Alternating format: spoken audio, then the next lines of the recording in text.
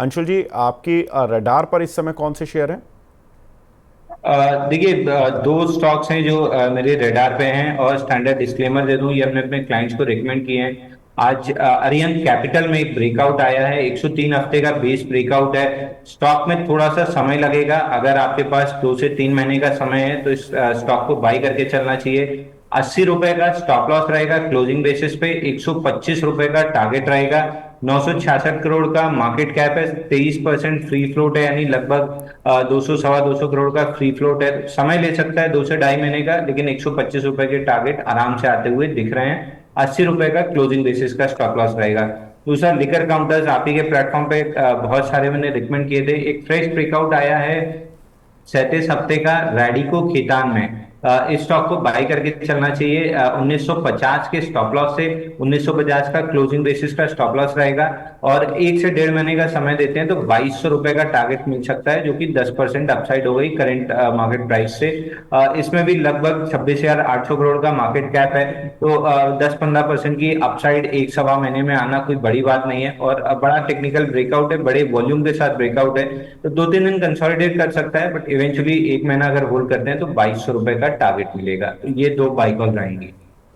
बिल्कुल। तो रेडिको खेतान, इस पर फ्राइडे को रवि जी ने भी हमें कॉल दी थी हमारे शो में, और उस समय काउंटर चल रहा था 1920 से 1930 की रेंज पर। उन्होंने इंट्राडे कॉल दी थी 1980 रुपये की टारगेट के लिए, और इस काउंटर ने अगले 2 घंटे में टारगेट हिट किया। और अब यहाँ से और नेक्स्ट लेवल की कॉल हमें मिल रही है 2009 रुपये की सीएमपी पर 2200 रुपये के टारगेट के लिए। तो एक तरह से हम कह सकते हैं कि रेडिको खेतान पर तो हमारा ज़्यादातर एनालिस्ट पैनल ही बुलिश होता जा रहा है, और 1950 रुपये का भी एक स्टॉप लॉस लगाना है। दूसरा काउंटर अंशुल जी का एक बार देख लेते हैं कि जहां पर कि अंशुल जी ने अपनी टॉपिक दी है। तो ये है अरिहंत कैपिटल। यहां पर 80 रुपये के स्टॉप लॉस के साथ खरीदारी करनी है, 125 रुपये का इसमें टारगेट रखना है। ज़्यादातर हम देख रहे हैं कि ब्रोकिंग के स्टॉक्स में एक अच्छी तेज़ी देखने के लिए मिली है। बीट, इडलवाइज, मोतीलाल, सारे ही शेयरों में अच्छी स्ट्रेंथ देखने के लिए मिली है। तो यहाँ पर भी स्ट्रेंथ बनती हुई दिखाई दे सकती है। शरद सर, आपकी रडार पर कौन से शेयर हैं सर? जी, तो देखिए, अगर आप देखिए ऊनो मिंडा में मैं काफी बुलिश हूँ। अगर आप कंपनी का परफॉर्मेंस देखेंगे तो आप कंसोलिडेटेड ऑपरेटिंग रेवेन्यू के 23% वाई वाई बढ़ता हुआ दिखाई दिया था। आप across the sector writing, alloys, wheel, switches वगैरह में कंपनी ने बेहतरीन परफॉर्मेंस किया था। फर्स्ट क्वार्टर में भी बिडा 200-400 करोड़ प्लस कर गया है। 24% वाई वाई इंक्रीज हमें देखने को मिला है। बेहतरीन मार्जिन कंपनी के लगातार बढ़ते हुए दिखाई दे रहे हैं। इस फाइनेंशियल ईयर में भी 1300 से 1400 करोड़ का केपेक्स कंपनी करने की तैयारी कर रही है। अब देखिए कंपनी ने क्या किया है, टेक्निकल लाइसेंसिंग एग्रीमेंट किया है कंपनी के साथ, जिसमें ये charging control units, EV inverters, EV motor, next gen 3 in electric drive systems वगैरह बनाएंगे। तो देखिए एक नया वर्टिकल है, यहाँ पर हमें टॉप लाइन देखने को मिलेगी, मार्जिन में थोड़ा और बढ़ोतरी देखने को मिलेगी। सिमिलरली इन्होंने क्या किया है, अगर आप एसिन एसिन एक कंपनी है जापान की जो बेसिकली टॉप 10 ग्लोबल कंपनी है, ऑटोमोटिव सप्लायर है, लार्जेस्ट जी। मार्केट शेयर है सनरूफ का चाइना में, जापान में सनरूफ में उसका, उसके साथ इन्होंने टाई अप किया है इंडिया में भी सनरूफ बनाने के लिए। तो देखिए यहाँ पर भी हमें आने वाले समय में एक डिसेंट मार्जिन एक्सपेंशन देखने को मिल सकता है, एक नया वर्टिकल इनका खुलता हुआ दिखाई दे सकता है। अगर जी आप बिल्कुल। स्टॉक को देखेंगे तो sir 10 week exponential moving average के ऊपर स्टॉक ट्रेड कर रहा है। मुझे लगता है 1195 का ब्रेकआउट आएगा, धीरे से स्टॉक 1340 की तरफ जाता हुआ दिखाई देगा। तो 18% का अपसाइड यहाँ पर है। एक बार आप स्टॉप लॉस 1070 के नीचे पोजिशनली जब तक फ्राइडे टू फ्राइडे देखिए जाए तभी काटिए।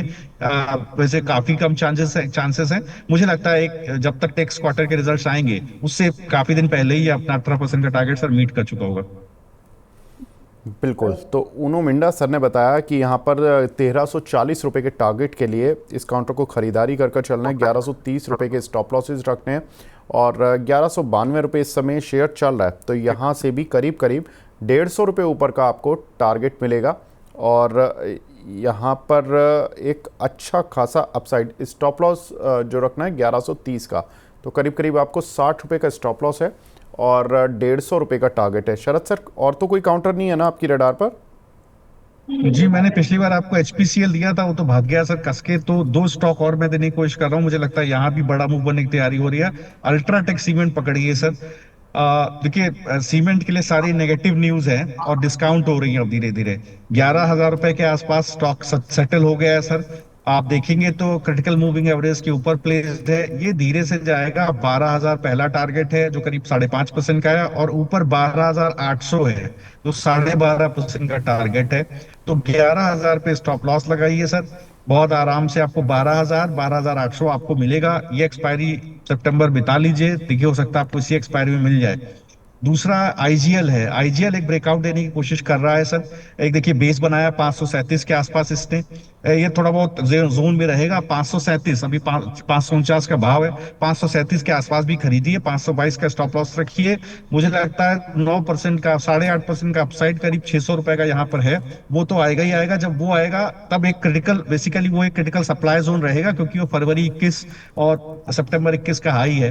तो यहाँ पर क्या है कि एक बार 8.5% आने के बाद फिर हम देखेंगे, लेकिन ये बड़े मूव की तैयारी आईजीएल में भी हो रही है सर।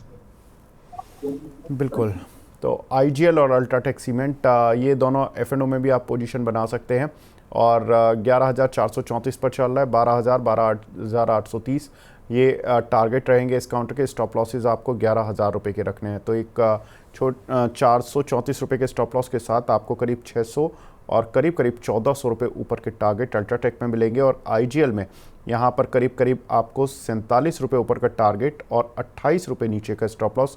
तो ये दो काउंटर फ्यूचर में भी आप ले सकते हैं, आईजीएल और अल्ट्राटेक सीमेंट।